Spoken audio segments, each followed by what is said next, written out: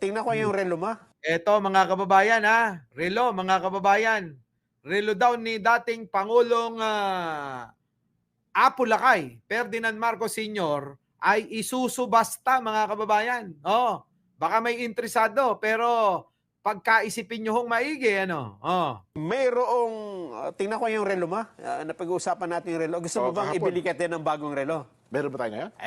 Ito, tatalunin nito yung mga patik-patik na sinasabi mo. Ba, hindi tayo pinapansin ni CRB.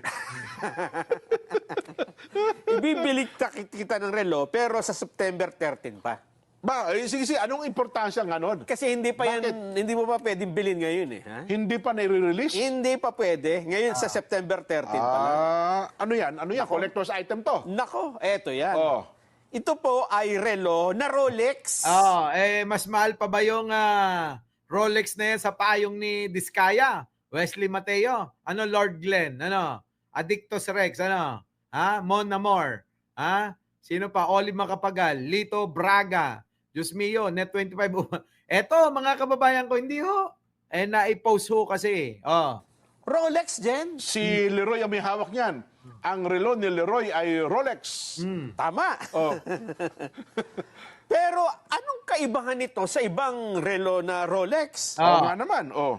Ito kasi, Jen, ay, ito yung paano pagkakagawa niya. Ito ay 18 karat yellow gold. Nako, mga kababayan, solid gold yan, solid gold. Oo, Rolex ho na solid gold na talagang sinauna pa mga kababayan ko, Aba, syempre, antique na yan, At saka mayroon hong daw, pirma ni Pangulong Ferdinand Marcos Sr. sa likuran niyan, mga kababayan. Naku, grabe, no?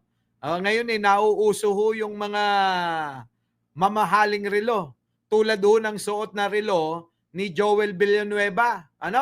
Mga kababayan, naku, ewan ko na lang, Mamaya nga ho, makabili nga ng ng Patek Philippe, para ho makasabay sa mga senador na to, Pero yung bibilin natin, yung pambibili natin, hindi ho natin hindi ho manggagaling sa nakaw, Oo, hindi naman ho ako politiko.